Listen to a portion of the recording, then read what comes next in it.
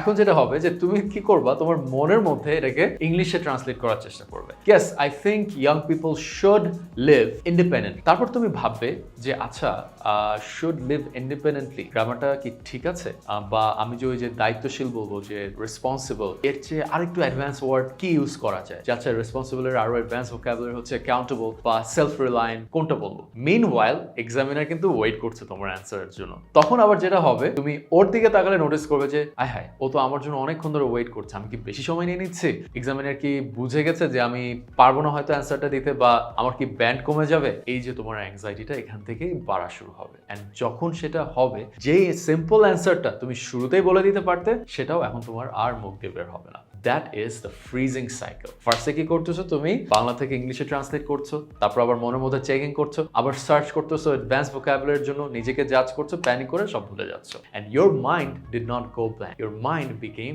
Two crowded. That's the secret. এখন যেহেতু তুমি এই জিনিসটা বুঝে গেছো, আসি আমরা দ্য পারফেকশন ট্র্যাপ। এটা কি? অনেক স্টুডেন্ট মনে করে স্পিকিং টেস্টে অ্যান্সার শুরু করার আগে পুরো সেন্টেন্স তার মাথায় তৈরি করে নিত, তার মনে মনে কমপ্লিট অ্যান্সার বানানোর চেষ্টা করে, যে কমপ্লিট ভাবে বলতে হবে, perfect grammar, advance vocabulary, strong example, natural pronunciation, and only after everything is ready, সব কিছু রেডি করার পরে তারা কিন্তু তাদের কথা বলা শুরু করে। But spoken English language does not work like that. Even fluent speakers do not always plan complete answer before even fluent speakers do not always plan the complete answer before they start. They start with one clear idea and develop it while speaking. For example, এমন হতে হবে না যে তোমাদেরকে একটু আগে যে কোয়েশ্চেনটা আমি দিলাম, সেটার অ্যান্সার যদি পারফেক্টলি বলতে চাও, তাহলে তোমার বলা যায়, yes, I firmly believe young people should experience independent living because it develops their decision-making abilities and prepares them for future responsibilities.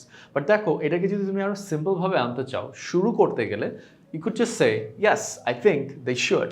Then একটু pause দিয়ে কিন্তু তুমি add করতে পারো, the main reason is that they learn to manage their own responsibilities. তারপর আরেকটু pause নিয়ে, for example, when students live away from their parents, they have to manage their money, food, and daily schedule themselves. So দেখো, এটাও কিন্তু একটা developed answer. একটা হচ্ছে properly মাথায় রেডি করা, আরেকটা হচ্ছে on the go. তোমাকে যে সব কিছু এক সেন্টেন্সের বা এক বলাতেই ঢুকা দিতে হবে এমন কোনো কিছুই না। You just need to know the first sentence, তারপর ওটার উপরে বিল্ড করতে হবে।